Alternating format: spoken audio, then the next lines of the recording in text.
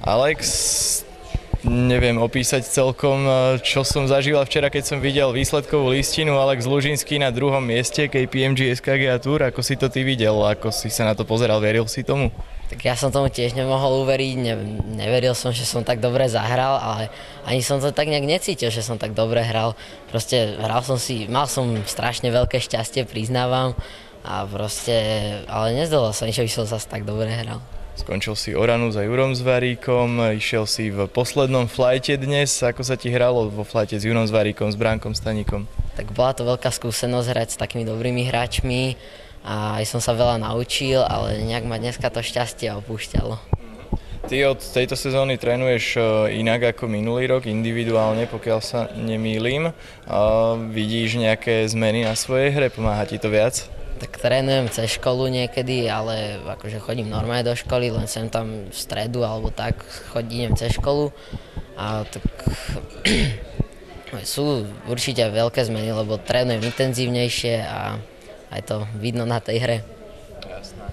Dnes už ti to tak nevyšlo, čomu to pripisuješ? No, nevedel som si prihrať dobre k jamke, nešli mi paty, nešli mi drivey, nič mi nešlo. Pálo, tebe v Veltene vôbec nič nevyšlo, tam si hral veľmi zle v porovnaní s ostatnými, dnes to bolo o mnoho lepšie, čím to je? Myslím si, že ten Velten, na ten som rýchlo zabudol, ako tam mi v podstate nešlo nič, žiadne rany, žiadne paty, absolútne nič, tak bol to aj prvý turnaj, čo sa týka sezóny, takže som nebol vôbec vyhratý, vlastne hral som vonku asi len mesiac pred tým turnajom. Teraz myslím si, že som popracoval na hlavne ranách do vetra, zlepšil som krátku hru. No ale určite stále som spravil veľa chýb, lebo skoro som dal som jedno birdie za 2, čo je úplne mizivé, čo v podstate sa nedá hrať a vtedy sa hrá veľmi ťažký golf, keď sa nehrajú žiadne birdíky, lebo dneska som hral vlastne 3 bogy, 1 dubláč a tá hra je taká náročná, keď vám to tam vôbec nepadá, všetko je to okolo tej jamky a pritom hráte aj dobrý golf, dobré rany, ale neviete to tam nejak do tej jamky už dotlačiť. Včera si hral aj tak cez 80 rán, dnes bol ten výkon azda najlepší. Čo si oproti včerajšku zmenil? Tak včera som si včera vravel, že ak mi to nepôjde, tak ako ten turnaj sa hrá na 2 dní, takže aby som sa snažil každú tú jamku hrať odznova. Hral ráno po rane, vlastne také kritickú jamku som mal 12, kde som zahral tripláča, tam som trafil, loptička mi smolne odskočila do autu. Potom som provizorno zahral do bankra, tak ešte som tam v podstate ten triplák na tej jamke bol, dá sa povedať, dobrý, lebo som zachránil to z nejakých 200-210 metrov do protivetra. No a potom na 15 som mal ďalší smolný moment, trafil som perfektnú ranu, ale počas tej rany sa totálne zmenil vietor a loptička skončila vo vode, čiže to bol triple-double a kebyže vyvarujem sa týmto 2 chybám, tak tiež by to bolo pod 80. No a dneska som si hovoril to isté, čo vlastne včera, ísť ráno po rane a veril som, že to pôjde lepšie, vlastne to pozitívne nejaké myslenie, ale bohužiaľ som nedal žiadne birdie, na 6 som mal takú trošku kritickú chvíľu, lebo som tam stratil loptičku v biotope a tam som dal dubláča, no a potom som v podstate sa snažil motivovať na každú ďalšiu jamku, aby som išiel, lebo som vedel, že keď to nejak udržím po tých 80, tak mám celkom šancu. Nakoniec to vyšlo, čo plánuješ zmeniť do ďalších kôl? Určite chcem popracovať ďalej na krátkej hre, lebo tá ma trošku trápi, čo sa týka tohto roku. Minulý rok to bolo veľa lepšie, hlavne paty. Tam, neviem, som ako rany triafam dobre, ale nejak stále tie paty mi obchádzajú tú jamku, keď niečo robím zle. Takže určite na tom popracujem, no a uvidíme v Ostraviciach. Dúfam, že sa mi tam podarí prísť, keďže 4. júna sa mi to križuje s termínom, mám SAT, vlastne test kvôli Amerike, kvôli štúdium, tak dúfam, že sa mi to podarí presunúť a budem do Ostravy. Píšta, včera 82 úderov, dnes 70. Veľké zlepšenie. Ako je to možné? Alebo ako je možné ten včerajší a ten dnešný výsledok? No tak včera mi to vůbec nešlo, prostě začínám tu sezónu za tím špatnýma výsledkama. Snažil jsem se přes sezónu změnit švih. To se mi jako povedlo změnit ten švih, ale nemám konzistentní výsledky, nevím, co mi vlastně, když stojím nad tou loptou, co se mi stane. A dneska už jsem věděl, dával jsem si na to pozor a výsledek přišel, ale i tak mám tam nějaké rezervy a je potřeba s tím i tak se zlepšovat. Dneska to vyšlo, ale nebylo to ještě 100%. Jsi zklamaný? S tím včerejškem jsem zklamaný, protože zahrát 82 to je strašně moc.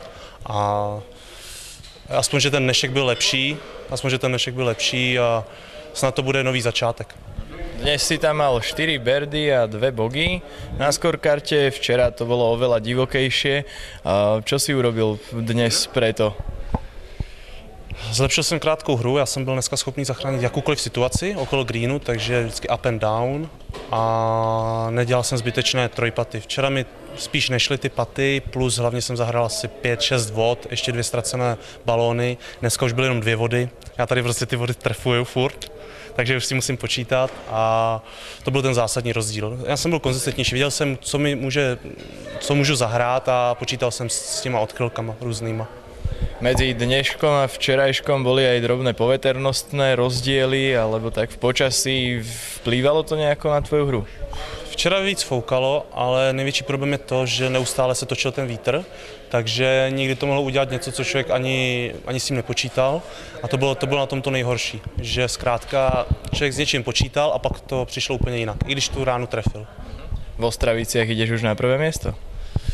V Ostravicích? Měl bych se vrátit zase zpět. Tak Juro, dnes sme to tým Čechom ukázali konečne. Vďaka tebe. Tešíš sa z toho? Pravda, že sa z toho teším, lebo Pišta veľké rožky ukazoval a po dnešnom dni sa mu stiahli, takže dúfam, že takto to bude aj naďalej. Zahral si 75 a 73 úderov, čo nie je zlé, ale môže to byť aj lepšie, že? Mohlo to byť lepšie, ale tá krátka hra mi už ide lepšie ako dakedysi, ale stále sú tam nejaké také kratšie paty, ktoré som míňal, čiže v tom je tá veľká medzera. Včera na 18. jamke trojité bogy, to bolo obrovské nešťastie, určite by sa to inak vyvíjalo, ako to vyzeralo, čo si tam spravil?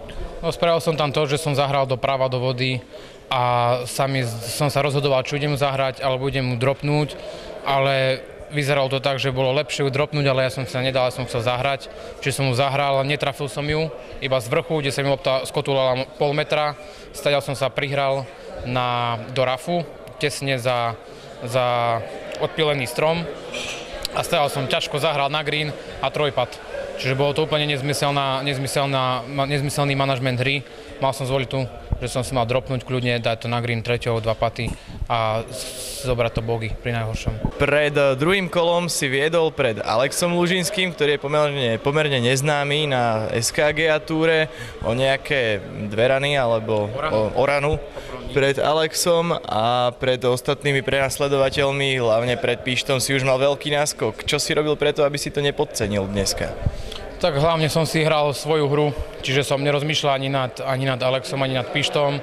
A hlavne udržať prvých 5-6 jamiek v páre, hrať si pohodovú hru, nikam sa neponáhľať, nehrať na vlajku, hrať na green.